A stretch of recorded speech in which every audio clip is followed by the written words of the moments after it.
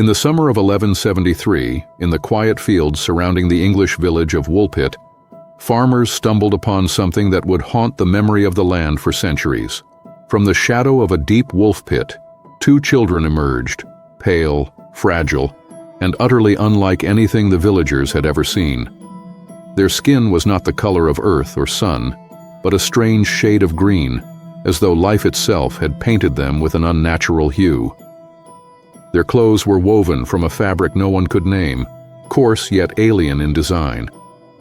And when the villagers spoke to them, hoping for a cry of fear or a word of explanation, the children answered in a torrent of sounds, an impossible tongue, a language that flowed like broken music, its patterns strange and unfamiliar to every ear that heard it.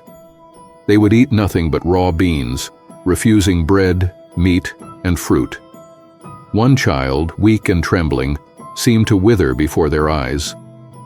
The other looked upon Woolpit with wary eyes, as if she carried within her the memory of a land not meant to be spoken of. Even now, more than 8 centuries later, the question remains: were these children wanderers lost in the mists of history, or visitors from a world that was never ours? To understand the mystery of the Green Children, we must step back into the England of the 12th century. It was a land still trembling beneath the weight of conquest. Barely a century had passed since the Normans claimed the crown, reshaping towns, laws, and even the language of the kingdom. But far from the castles and courts, the countryside lived by older rhythms: fields, seasons, and faith laced with fear. The village of Woolpit lay in Suffolk, its name drawn from the wolf pits dug into the earth to trap the beasts that once prowled the forests. These pits were symbols of survival, of mankind's fragile claim over nature's wild domain. Yet in 1173, those same pits would give birth to a tale far stranger than any wolf could inspire. It was an age when the unexplained was quickly branded as divine or demonic. Strange lights in the sky became omens. Failed harvests were curses, and the sudden appearance of children with skin the color of verdant leaves could only be read as a sign. Some whispered that they were angels fallen from heaven, others that they were changelings, the offspring of fae or devils smuggled into the human world. But not all dismissed them as superstition.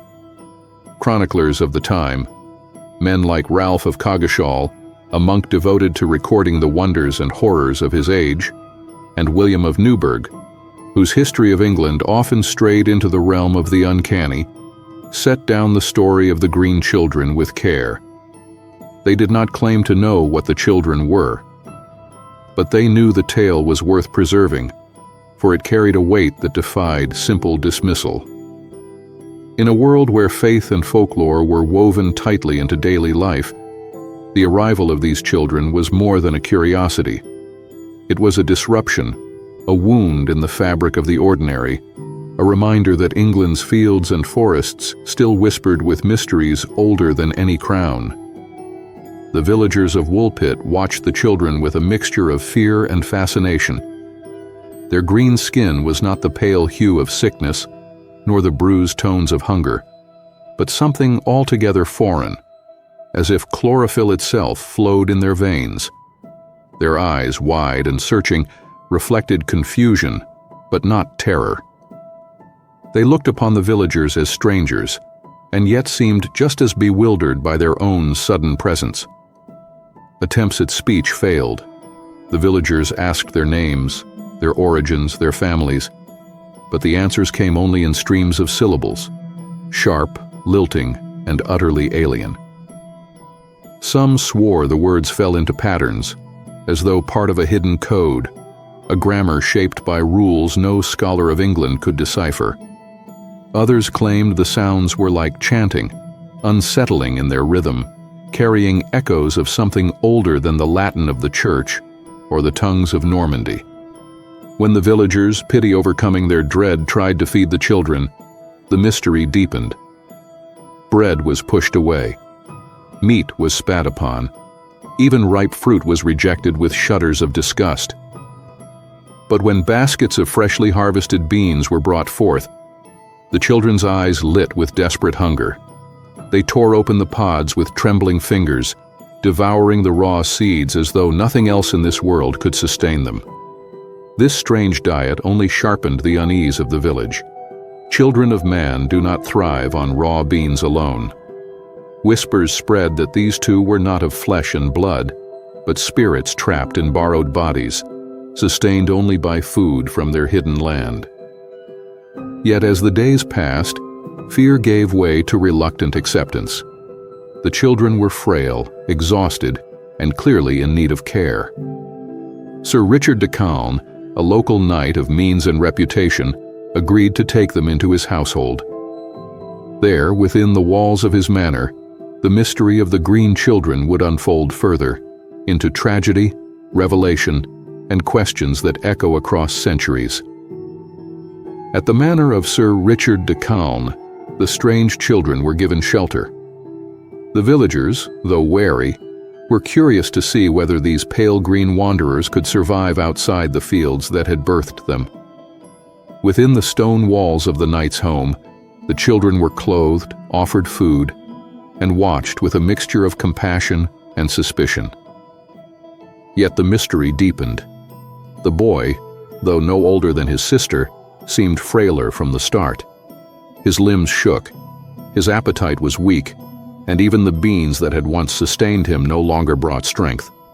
His eyes dulled, and within weeks he fell into a fever that no prayer or herb could cure.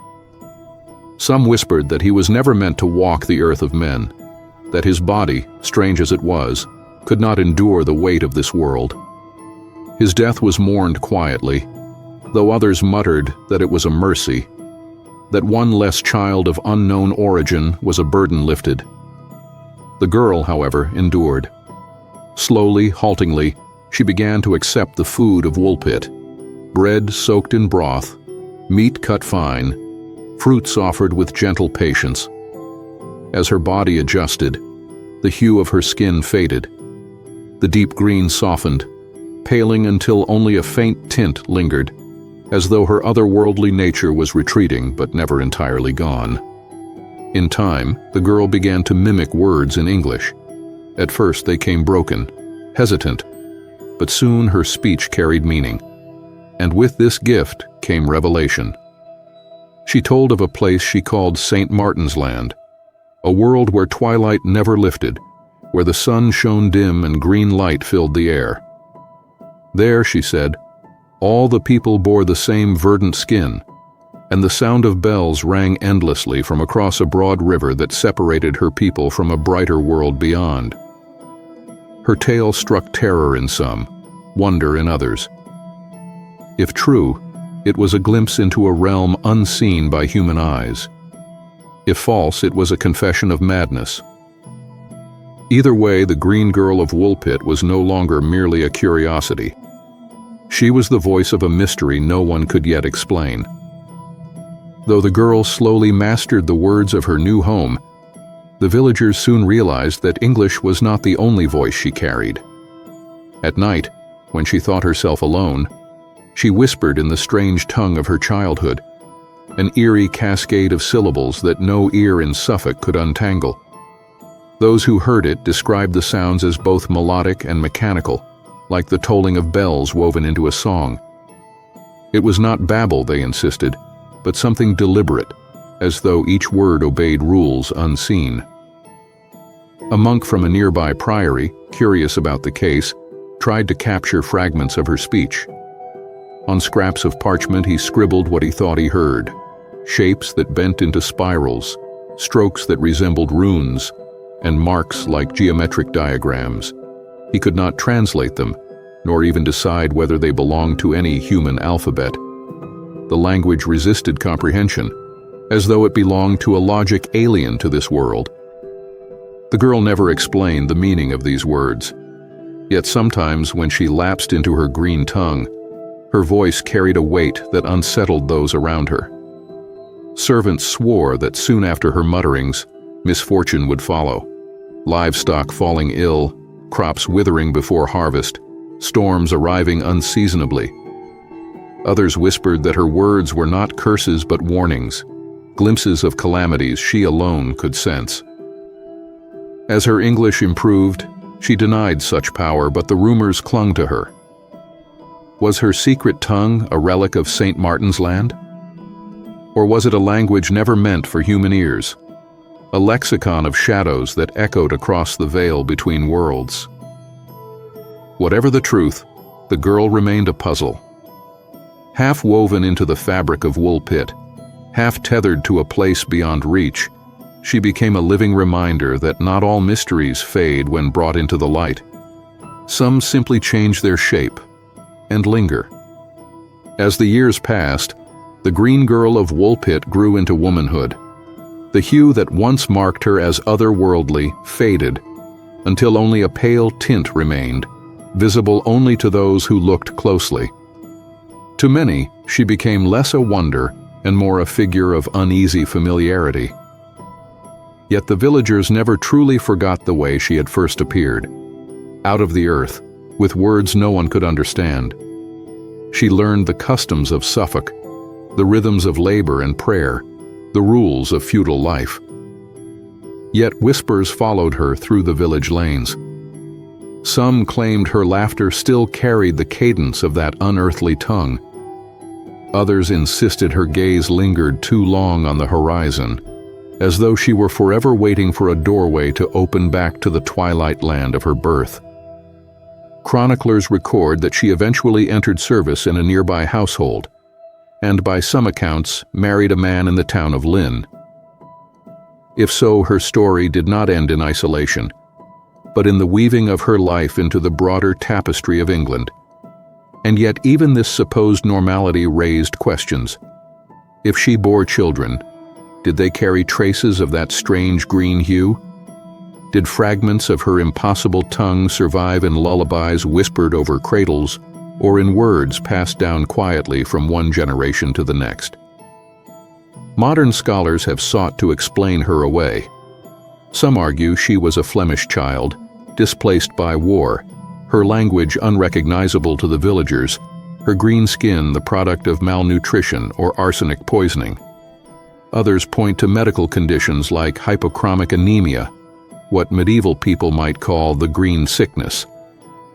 But these explanations, however rational, do not fit cleanly.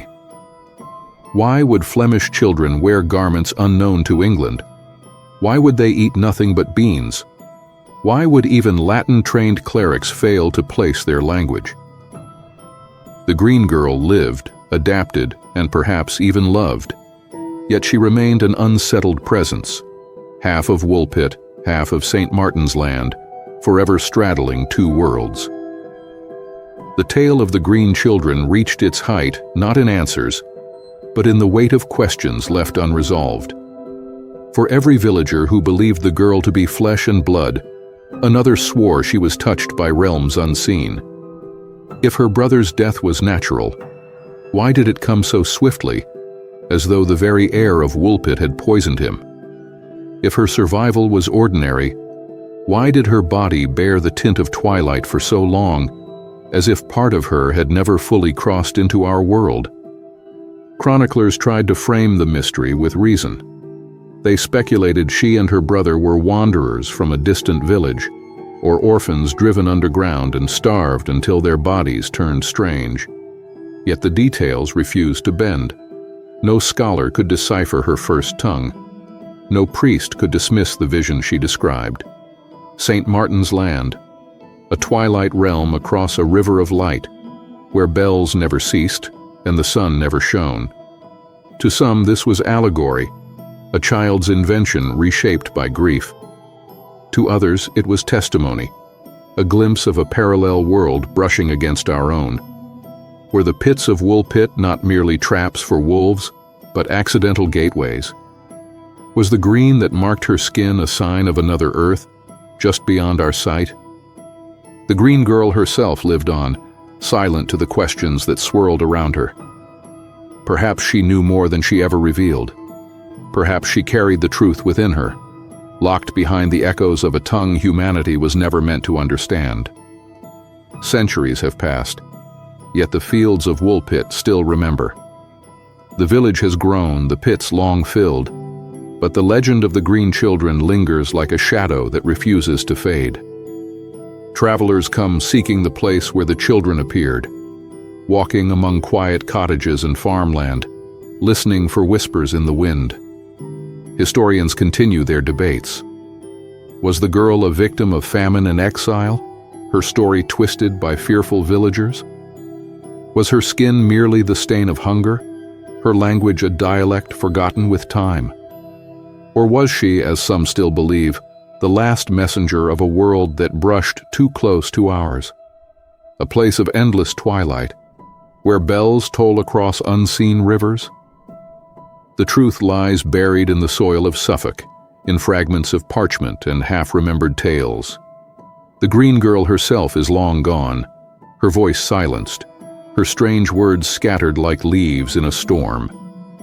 Yet the mystery remains stubborn, haunting, alive in the silence between explanations.